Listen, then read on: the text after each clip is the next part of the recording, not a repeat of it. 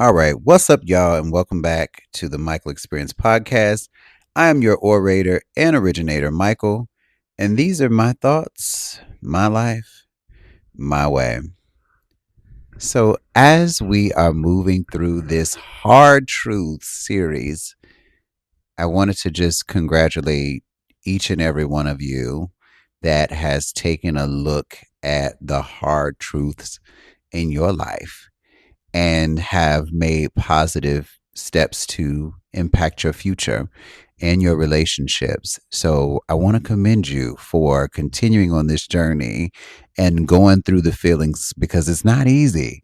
It's not even easy dealing with these feelings and emotions that we have tied up into circumstance and situations and people and places and things. It's not easy to unravel that. So I just wanted to congratulate you and just say well done for taking the step. And as we continue this conversation today and conclude this series on hard truths, I hope that you continue the work in your everyday lives and allow this body of work to be a catalyst for things. So, thank you so much for being here and allowing me to be a special part in your journey. As I think about what I want to do and how I want a relationship romantically, I keep coming back to this notion or this idea. And it's really a revelation that came to me more recently. And that is, I somehow keep attracting wounded men. And I don't say broken, and I don't use those terms synonymously because they're not. I think every human has the capacity to be wounded. We've all been wounded. But as it relates to my relationships, romantically, I've noticed that I attract wounded men, and I mean emotionally wounded men. And so I'm sure a lot of you are wondering, well, Michael, what does that really mean? And that can go a bunch of different ways. And is this a bad thing? What I will say to you is that I try to stay away from is it good or is it bad? And I try to resolve in that it's human and sometimes it's just a thing. And at certain points, it may not feel good to you. And sometimes it doesn't feel good because the content and the subject matter of how a person gets wounded is just that. And so I chalk that up to it being a human experience. But what I will say to you is that I keep meeting men that I believe want to be loved and want to be in love in a deep and meaningful way. But for whatever reason, there seems to be something that holds them back or something that makes them shrink. And maybe it's fear, maybe it's anxiety, maybe it's, the unknown parts of it, right? But whatever that catalyst is for the reservation, I keep meeting it. And so I had to sit with myself and ask myself the tough question and examine what I would believe or think is the hard truth. And although I don't take responsibility for other people's personalities or their lives or anything that is innately them, I do have to contend with there is something about my personality. There's something about my spirit. There is something about my energy that draws this particular man to me. And there's something about me that innately wants to respond because it's easy for me to say that it is somebody else's fault that they rang my doorbell. I can say it's somebody else's fault that they rang my doorbell. But the other side of that is I let them in my house and my proverbial house. in this instance. Yeah, they rang the doorbell because they saw something that pulled them in. I opened the door and let them in because there was something about me that wanted them to come in and get comfortable. And so that is the hard truth that we are going to discuss today. There is something about my personality and there's something about my energy that, regardless of gender, regardless of where somebody sits in an organization or what they do, regardless of all those things, right? There's something that has long been said to be um, about my personality and how it draws people in. Now, the interesting thing is that I didn't realize it before. And I also didn't do any work before to try to understand why that is. But I remember at a very early age being in church, and I remember they have these prophets or prophetess is which are the female prophets, a prophetess. Oh my God, that's a lot to say on the end with those S's. But I just remember at a very young age having two different experiences with two different prophets or prophetess that told me that I had this calling on me and that people would be drawn to me. And in my family, people used to say things like, "Oh my God, you're going to be a preacher." And I was like, "No, I don't feel that way." I don't feel that way. To be honest, I never liked church. I never liked church. I don't like the idea. I'm not saying I don't like religion, and I'm not saying I don't like God. So let's pump the brakes real quick. Religion can be a bigger conversation, but I'm not saying that I don't like it. What I did not like was the structure of church and what I feel like is getting caught up in process, right? The creation of something to evoke, you know, feelings or whatever, the manipulation, I guess, of things. And I don't mean that in a negative way. I just mean it in the definition of manipulation. Um, so I've never liked it. I don't like getting up early in the morning. I don't like that the service has to be 2 or 3 hours. I don't like that there's an identical service at 12 and that, I should go to that too out of obligation. I just did not like that. I didn't like the church of churching, and I could sit here and talk to you about the things that I did like and appreciate in church, but that is not what this conversation is about. And so I said, yeah, I don't even like the system of church. I don't like the flow of church. So I absolutely will not be at the helm of that. But people would say, you're going to be a preacher. You just have such a way with words. And oh my God, the way that you tell the truth. And so I grew up with that and I never knew what to do with that. I was like, okay, well, whatever, whatever. So I go through my life and I'm just being me.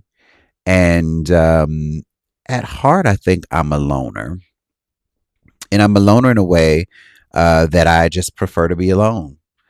I tell people even today that if I had my way, I would stay in my house, somewhat like an agoraphobic. I would stay in my house and never leave. I remember watching this movie a long time ago and I forgot what it was. Maybe it was Panic Room. I don't know. I think it was Panic Room. But I believe the woman was an agoraphobic and she never left her house and she had all of her things delivered. She had people that would come over, but she never set foot outside of her house. And that always stuck with me because in my mind, that is who I would be. Not that I would be afraid to go outside, but that I would just stay inside because it was easier. And so at this point in my life, you would think with remote jobs, I don't know, I would just pick one and then just be like, okay, great, and I have DoorDash or Uber or whatever deliver into my home. But aside from that, I prefer to be alone because it's easier to manage emotionally. It's easier to manage emotionally. There's no real fear. It's just there's a lot of aerobics mentally and psychologically that you have to go through when you deal with other people. And so that is what I think of myself. However, that's not what I'm doing because there's a bigger purpose and journey at play here for me. But in trying to reconcile these things that people have said about me and that they've observed and this calling that I have in my life, I always noticed that people would gravitate towards me, and it was always all kinds of people. If I'm being fully transparent, I would be the kid that would walk into school and I would just try to sit at a table quietly. And then there would be two or three people that come over and speak to me. And I'm like, oh, let me talk to these people. My goodness, what do they want to talk to me for? And it was just people from all walks of life. And because my curiosity for the way that people think and how people move through the world is such, I would engage in conversation and interaction with them because I was fascinated. And so a lot of my early friendships and maybe even some, in my early adulthood were born out of fascination. Just I want to know how people think. And I know that is contradictory to the loner statement I made earlier where I said I don't want to have to manage people's emotions. Well, I don't. But at the same time I want to know how people think. That may be an oxymoron. I believe that's the term that you would say. But hey, we all have to choose our battles and we all have to pick the things that we're willing to sift through. So that emotional part is the part of it. Um, and so I've always been fascinated by that, but people are just drawn to me. So I will fast forward us a bit in my adult journey. Same thing. People are just drawn to me like, oh my God, it's just something about your spirit. And I'm like, something about my spirit? What you talking about? I'm like, are you people crazy? My spirit, there's something about my spirit that is inviting you in. But listen, let me have a conversation with my spirit and tell them to stop inviting you in. So those were my initial thoughts early on as I go to work and, going to college or university. I don't know what it's called everywhere in the world, but as I was going through that and people just come and I end up with friends. I always say that I didn't seek out friends in a new city. I just so happened to be at a certain place at a certain time, and boom, I have friendships, and that has been the entirety of my life.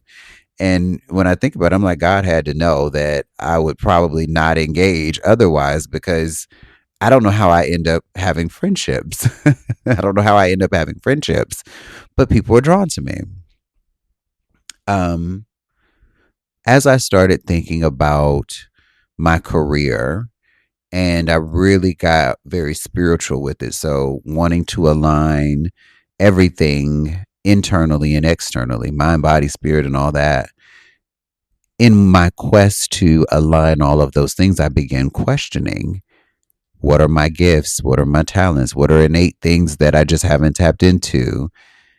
And externally, I'm like, I could probably do anything. I feel like if you put something in front of me because I'm such a problem solver, I'm going to go after it.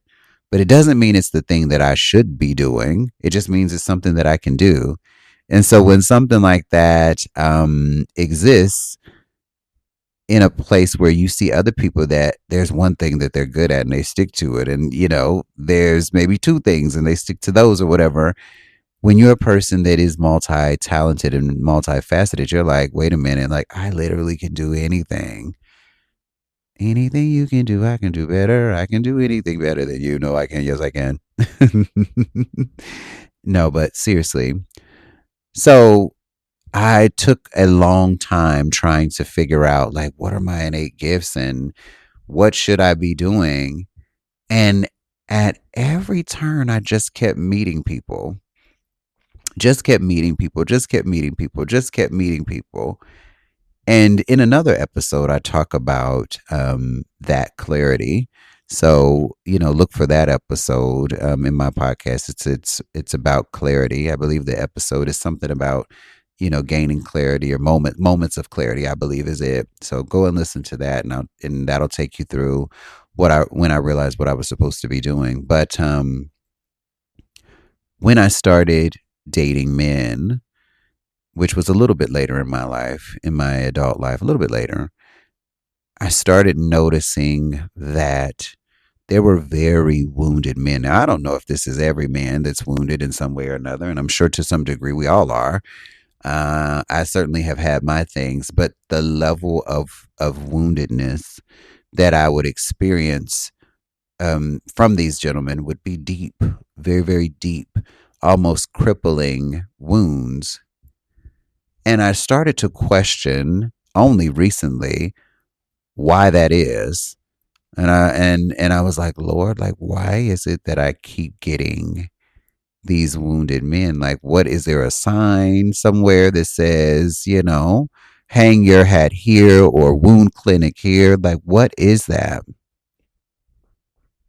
And I was like, is there something healing about me? Am I considered one of those people that is a healer? I don't think of myself in that way, but is that what's happening? And so I had to take a look at me, and I had to say, okay, let me turn inward, because there's something about me that is calling this type of energy in.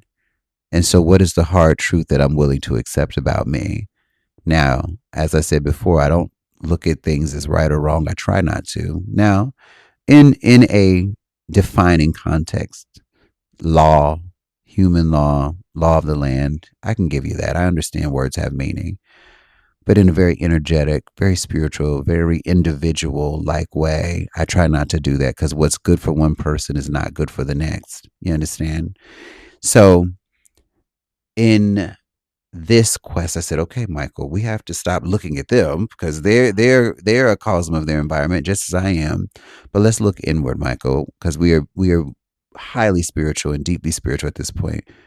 What is it about you that you think is inviting these people in? Because here's the thing, they can ring the doorbell, but I have to let them in, and I keep letting them in.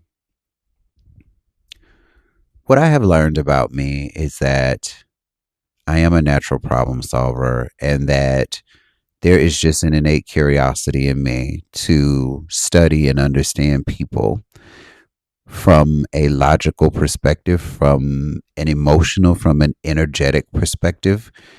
And so when I meet new energy and I meet new conversation, it is the same thing that I told you before with friends.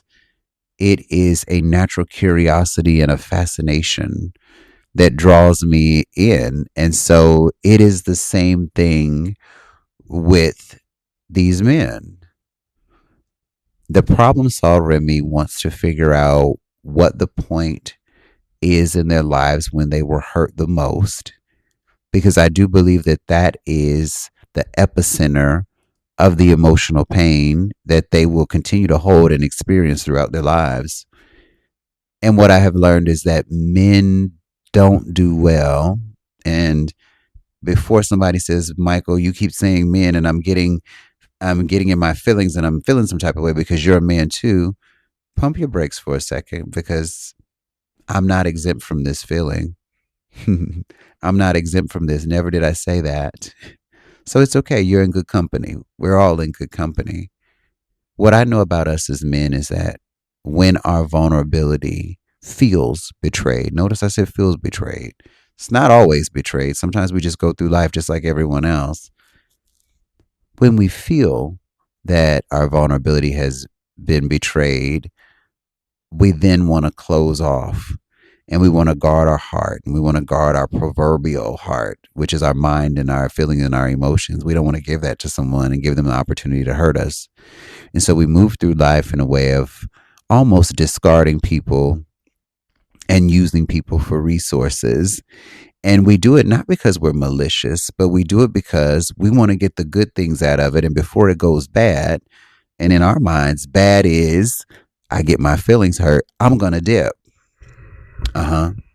Sit with that for a second, gentlemen. This is not everybody, right? There are definitely going to be people who are exceptions to the rule, but I venture to say that most of us have drug a negative feeling or emotion a little bit longer than we should have, when really we should have gotten over it and allowed ourselves to experience something somewhere else with someone else without pretense.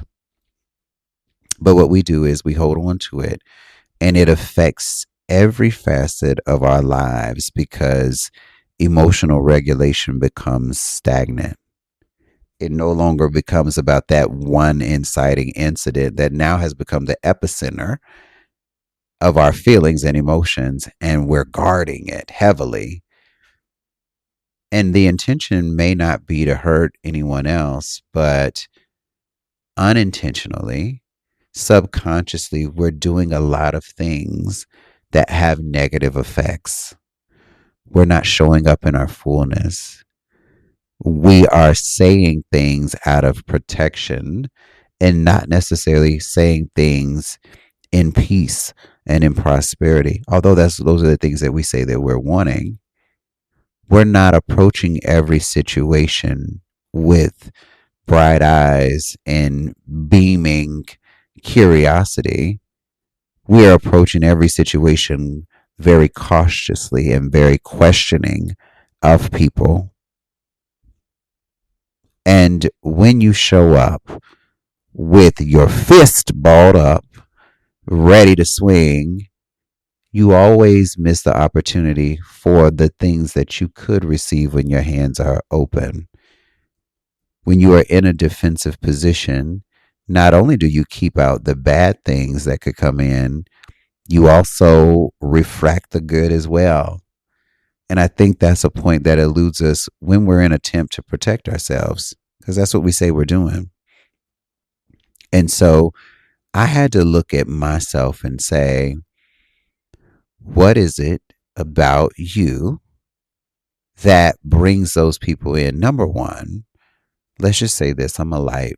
I know that people are going to flock towards me. It doesn't matter. And I don't say that as a flex. I just say that if you know, you know, number one. But when people realize something that is greater energy, that is good, something that feels amazing, they want more of it.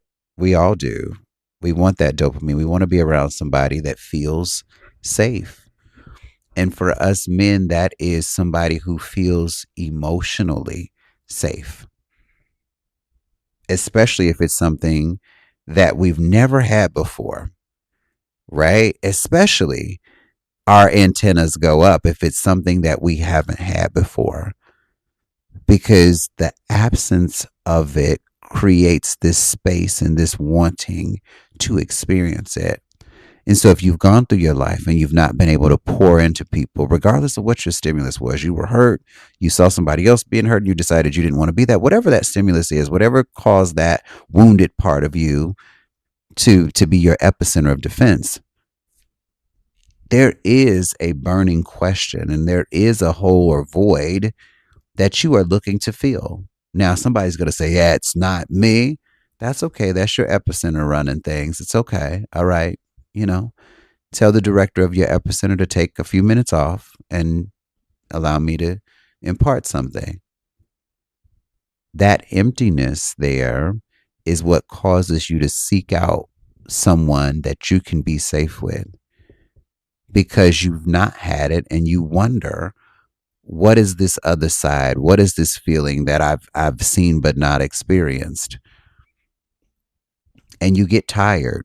Sometimes you just get tired of it. Even if for a moment you get tired, you say, I just would like to know what it feels like to be in somebody's space and feel seen. For me, the me that I can't show in everyday life because of modern conventions or social norms or, biases, unconscious or otherwise. I am trying to beat out all of those things, and I can't be this person. I can't show every piece of me, but it's there and I need an outlet. Maybe you need to cry. Maybe you need to express disbelief or disappointment.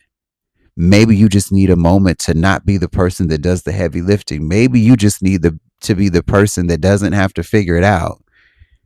As men, a lot of times we will muscle and power through and we'll use brute strength to get us through. But there is a part of us, all, I believe all, that have those moments where we need those tender reactions and those tender affections. I do believe that we need it. So I believe what they see in me is a safe space where you're not judged for your thoughts and your feelings and your emotions, where you are not made to feel smaller, where you don't have to shrink, where if you say the wrong thing with the right intention, right? Or maybe you just don't have the right words, that somebody doesn't make you feel stupid. I believe that is what people in general, but in a romantic sense for me, because that's what we're focused on in this moment, I believe that is what these men see in me and they come to me for. I think it is no mistake that throughout my life, I've met men, and I do mean men, who cry probably, and I don't want to say for the first time, right? As babies. As babies, they cry. But let me say if I can say it better. I think these men that I meet, it's no mistake that the men that I've met as adults in my life have cried with me for the first time in a long time. How about that? How about that for people who are sticklers?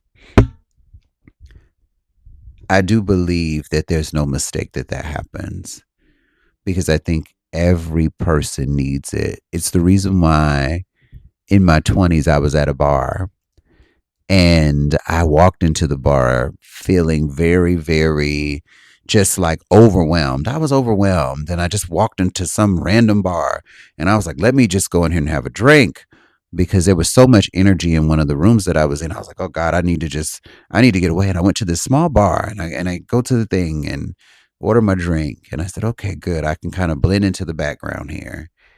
And there's this guy at the bar who just cannot stop looking my direction, couldn't stop looking my direction, and offered to buy me a drink. And I didn't want his drink. I didn't want his drink. I didn't go in there for that. I didn't even know that this bar, I didn't know what kind of bar it was. I thought it was just some regular bar, which I believe it was. And this guy I wouldn't have thought was gender specific. I wouldn't have known. But I sit at the bar and I do my thing. I get my drink and I get out of the way because he's looking. And he finally comes over to me and he's like, why wouldn't you let me buy you a drink? Whatever. And I was like, well, because, I didn't need you to buy me a drink. And he was like, well, I just would like to buy you a drink. That's the man in us, right? We got to do something, anything to show who we are, which is fine. And I have my vices as well. And I ended up letting the gentleman buy me a drink at some point, and we were just talking. Real basic conversation, hey, where you from? Da da da da da. Just basic conversation. And at that point for me, I was like, I'm ready. I'm gonna go ahead and go. And the gentleman, wants to, okay, can I walk you to your car? Make sure you get to your car. I'm like, this is kind of weird. I wasn't expecting that here. Again, I don't know what his motives are. He doesn't appear to me what I think a gay man would look like, right? Because I walked into this random bar and I wasn't expecting that. And so I was like, okay, you can walk me to my car, I suppose. And when we get to my car, he's just talking to me. And something about his eyes, and there's something about me looking people in the eyes. And I used to say I'm going to stop doing that because I feel like there's something very spiritual and very, very deep about looking people in their eyes, but especially when you look me in the eyes. And so he's looking me in the eyes. I'm talking to him, and I can just see it. And I used to hate this about me, but when I see it in their eyes, I kind of lock on. And when I do that, I'm like, oh God, here we go. And so he locked eyes with me, and I could just see it ready to come out. And so he's just there, and I'm like, God, okay, whatever. I was like, you okay? And why do I say that? He gets in the car and he starts spilling his guts to me. And I mean, really spilling his guts to me. And the more I'm speaking to him, the more it's just coming out. And I'm like, dear God, I thought I was getting him to shut up. I'm like, I thought I was getting him to shut up. And then he just spills his whole life about his relationship and his kid and just everything. And so I'm in the car like, this guy is certifiably nuts. I'm like, this guy is certifiably nuts. And what the hell? This is what I'm thinking in this moment, because I'm young. I'm like 20 something, early 20s. And I'm like, what the hell is going on here? And he just goes and goes and goes. And then I'm like, okay, okay, sir. I'm going to go ahead and go. Like, I'm gonna go ahead and go, whatever. He asked me for my phone number. I was reluctant, but I was like, sure. I wanted to say, you might need a therapist. Therapy wasn't big, it wasn't a big conversation in my 20s, but I was in my mind, I was like, you might need to talk to somebody else. And I was like, "Oosh, weird." And I remember walking away from that conversation like, okay, I hope that that never happens again. Never happens again. And me and the guy, we ended up communicating for a while after that, and I kind of got to know him and things like that. But that was the beginning, and I think it had to happen that way because I'm a person that I need just very, very stark, very, very like blatant signs of something for me to remember it or for me to bookmark it in my mind. So when I say that there's a divine calling or a bigger plan, God knew that I had to have that level of experience to begin thinking about this thing that I'm thinking about now, nearly 20 years after that happened. And so at that moment, I didn't think anything of it. Didn't think anything of it. Didn't think anything of it. And so as I moved through my journey, I would meet people and they would just spill their guts to me. And I remember at some point, and this is men and women, but in the romantic context, and it would be men that I would think were very unlikely. And I said to myself, there's got to be something. There's got to be something going on with these people. Like, what is it? And I'm asking people, like, do you normally do this? I found myself questioning. I started asking people like, "Do you normally just do this or whatever?" And unequivocally, all of them have been like, "No, I usually do not tell people this about me. I never get this comfortable, and I never." And I noticed that it's all kinds of men, right? I know some of us are like, "Well, what kind of men are these?" Just men. These are some of the most burliest, most masculine men, the ones that I would not even think. There's some others too as well. They're not exempt. Feminine men are not exempt from feelings and emotions and going through the things. They're still men. I think people forget that. But these are men. Men. We're men. You know, we're men in tights. No, I'm just kidding. But you would think that these men that I would encounter, I'm like, why would they want to share that with me? Like, what is going on here? Like, do you normally do this? Are you sure you don't normally do this? Because my God, this is a lot. And I do believe it in hindsight that maybe they don't get this outlet because I tend to get the things that started from the epicenter. I get the all the way back, which is what I would need in order to help free or help people free themselves. I would need that, right? Because in my mind, I'd have to go back to the beginning to understand. But sometimes I don't ask for it. Sometimes I don't ask for it, and it's at the most inopportune times that people want to go there. And I'm like, oh my God. But it defines a real need for us to have safe spaces and for us to feel comfortable and seen and heard and understood and all the things that I really stand for. And I do believe that there is something about my spirit and something about my energy, even without saying it, that people just resonate with. And I think it's even further and even more so confirmed once I start speaking to people.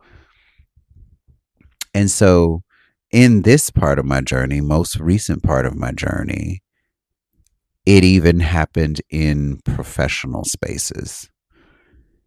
And that is when I really started to dive into like, I attract wounded men. Now you could say people, but I attract wounded men. And I don't mean that they're all attracted to me in a sexual way. So for those of you that are a little late to the party and maybe, you sat in the back of the class and didn't pay attention, attraction is nothing more than someone being drawn to something. And it doesn't have to be sexual, romantic, or otherwise. I am talking about romantic connections largely, but I'm also talking about in general so that you can understand the energetic pool that happens and the deep spiritual part of it that I had to unpack. It started happening in the work settings too. And in this phase of my life where I was heavily contemplating leaving corporate, and I knew I would be leaving the last company that I worked at, I knew I would be on my way out. Something kept happening with men over and over and over. I was having deeper conversations with men, more personal than professional, and not in a bad way or what you would consider a bad way or untoward, not like that, but just in a very human way. I started having deeper emotional conversations with men. And I was like, oh, wow. So this isn't just in one way. This is literally just something about me. But I could see the need in each one of them to just break free from the confinement of societal norms and whatever the expectations and conventions were put on them by family or, friendships or whatever they have going on, whatever the ties that bind were. I saw a deep need for them to be like, I need to let this go. And you are the person that I can let it go with. Interesting. I know. But I want to tell you how fulfilling it was. It was very fulfilling. I didn't look at it as a burden. For the first time, I operated in that it was spiritually necessary. And submitting to a greater journey, something that is above me, I think is what opened me up to seeing it for that and not seeing it as like a series of crazy events and like, what the hell, which is how I had always looked at it. I believe that the journey took me here or took me there at the time so that I would understand what it truly meant and that it was spiritually necessary. And so a lot of my work, I believe, is deep and spiritual because that is who I am. When people meet me and they say it is something about you, and I used to get a little bit put off by it. I used to be a little bit put off by it. I'm like, well, what is it? I'm no different from anybody else. That's not the truth. And for me to not acknowledge it at this point would be a flat out lie. There is something very different about me. But what I thought was just some abnormality or some random circumstance really is about divine intervention, alignment, and spiritual necessity.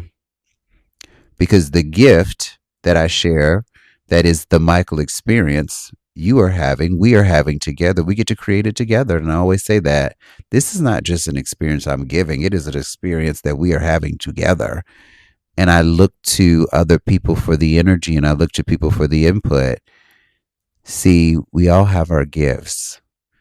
And as a natural problem solver and a person that is curious, I am built to try to fix things. It is just in my nature. It is who I am. I don't know where I cut it on. I think it's just something that innately happens to whatever somebody is saying to me. It's the reason why when my doorbell, my proverbial doorbell is rung, I keep answering because it's much deeper than me. And so the hard truth in that for me, ladies, gentlemen, they, them, the hard truth in it for me is accepting that not every person that comes into my life as a man in a romantic sense, since that's where I started, is going to be a romantic partner for me. That is the hard truth that I have come to learn. And it is that they are coming to me because there's something healing and not healing in the way that I thought it would be. I'm like, I'm not a doctor. I'm not, a herbalist, I'm not any of those things. So like, but there are different ways to heal people. And I think with words, with energy, which is a big part of who I am, right? And all of those things considered and all of those tools that I have, I think that is what draws people in and that is what they come for. And so I used to even up until recently, I used to wonder, I'm like, why do I keep getting these people and why do they never stay? And what is the purpose or whatever? And why are they all wounded to this degree? It is because innately there is something that, draws them to me. And it has nothing to do with what I'm trying to do, or nothing to do with a sign necessarily that I've placed on myself. It is very spiritual. It is very energetically drawn and driven. And it is what I'm supposed to do, not just with men romantically. So I want to, I started with that because that's where my thought process was, in case you all are wondering. But it is what people come to me for, and it is what I enjoy doing. It's why I have not shied away, but it is why I have moved away from that agoraphobia, because I feel useful. In my main profession, I have been a leader from the very beginning. And it wasn't because I said, I want to be the boss. It wasn't why. I was just an innate leader. I always just wanted to make sure everybody could do their job efficiently. And I always wanted to make sure people could just seamlessly and friction free, as friction free as possible. I just want to make sure that we all could do our things. And so I would jump into action just because that's my personality. And people were like, oh, you have to be the manager. You have to be this and that. And I'm like, you know, and when I moved into human resources, right? Of course, that was a choice for sure. I started doing more of that. But in the beginning, I didn't do it for people. I didn't do it for people. I did it for process. I started in HR because of process. I liked data. I was like, oh, yeah, I'm going to get to see all this data. I'm going to get to, understand like how people work. And this is going to be awesome. The human component of it in the human resources honestly was a secondary thing. Of course, I knew I was going to have to deal with people, but I was like, I am going to get these books and these policies, and I am going to enforce policy. And that was what I thought. I never thought about the emotional components that would happen. I never thought about those very deep connections that would happen as a result of it. I didn't really think it, through in that way. I didn't. I wasn't even anticipating it. That was just a cosm of the space that I was in. And I wanted to put that out there for my profession so that people can understand, the realm in which I have operated. And so that in itself has put me in front of tons of people. And I'm like, oh crap, that wasn't the goal. But I activate every time there is a stimulus. Something in me just activates, you know?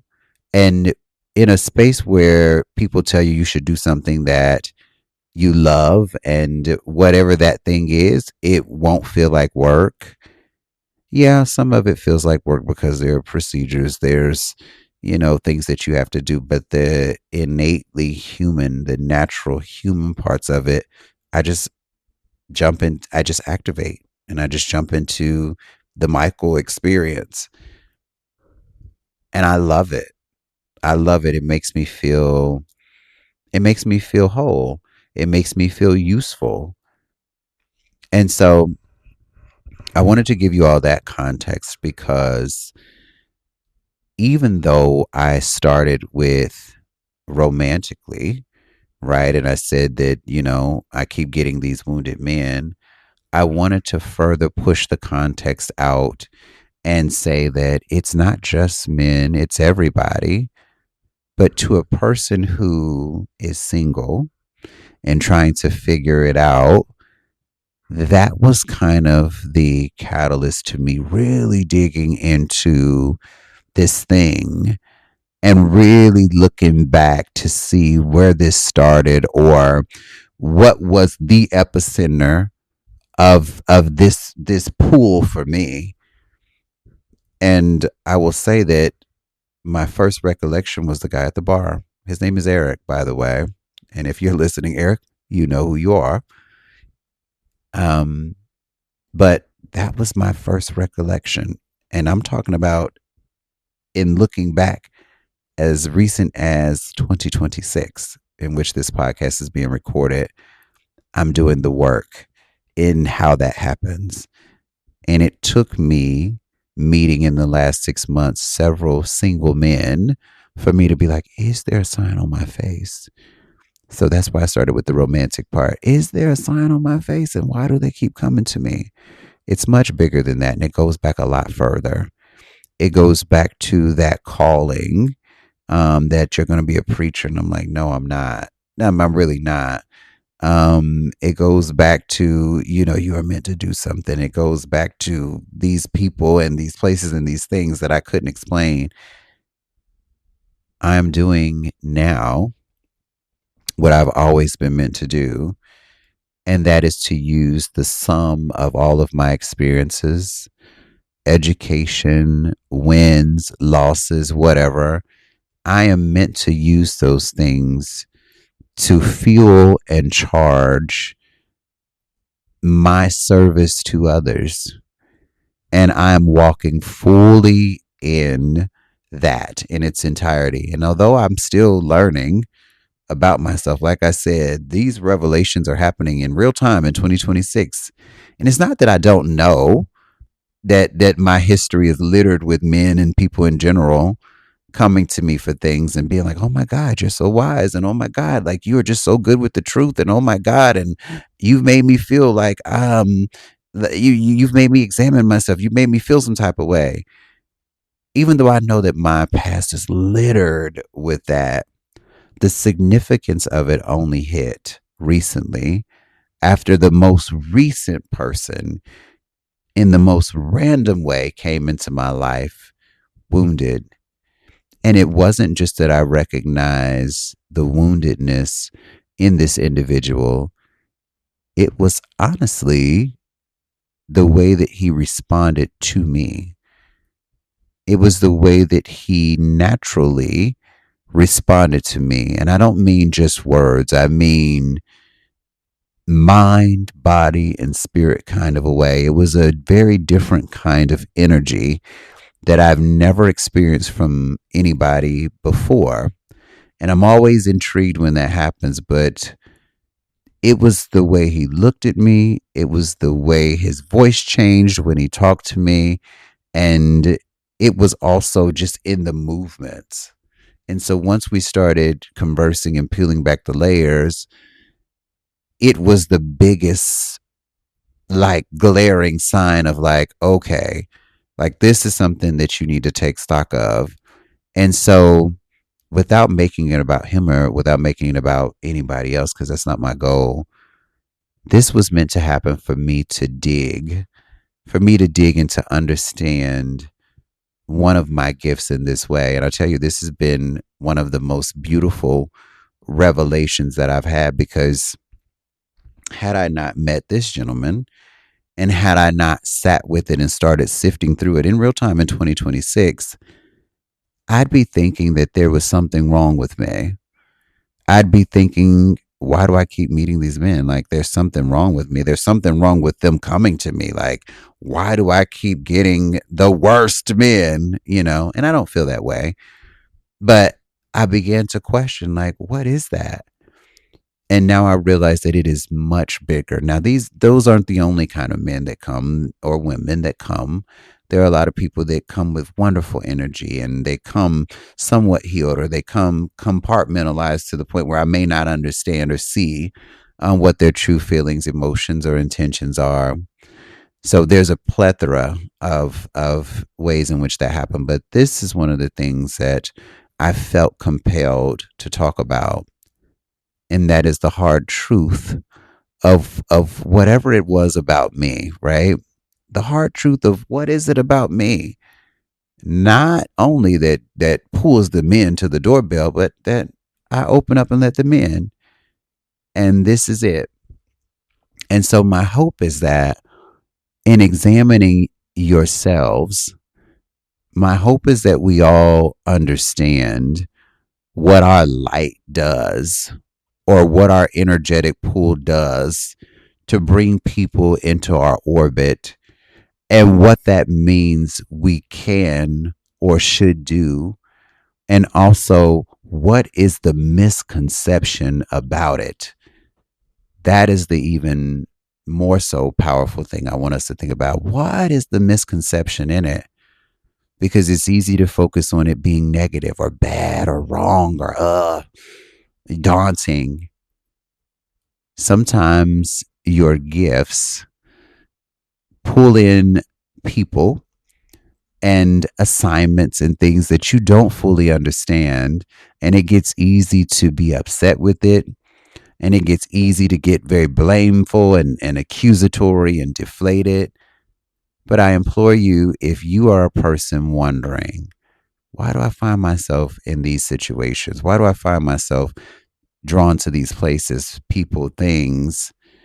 And is it a good or bad thing? I implore you to look at it as simply a human thing and just as something we go through innately as human beings.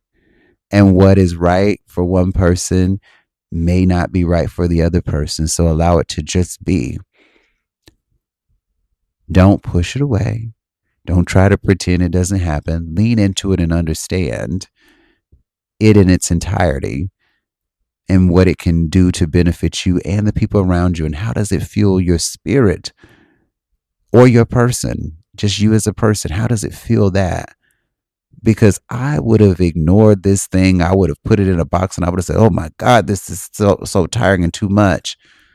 But it does feed into my innate gift, and it does feed that curiosity and that fascination that I just organically have. So my hope is that you are doing the work to unfold and to define what that truly is for you. And if you have already defined it and you don't like the definition, redefine it today. So that is my hard truth about why I continue to attract wounded men. This has been the Michael Experience Podcast, and I thank you all so much for listening. Go out there and love on yourself before you can love on somebody else. And I will see you all in the next series. Peace and love, y'all. Bye.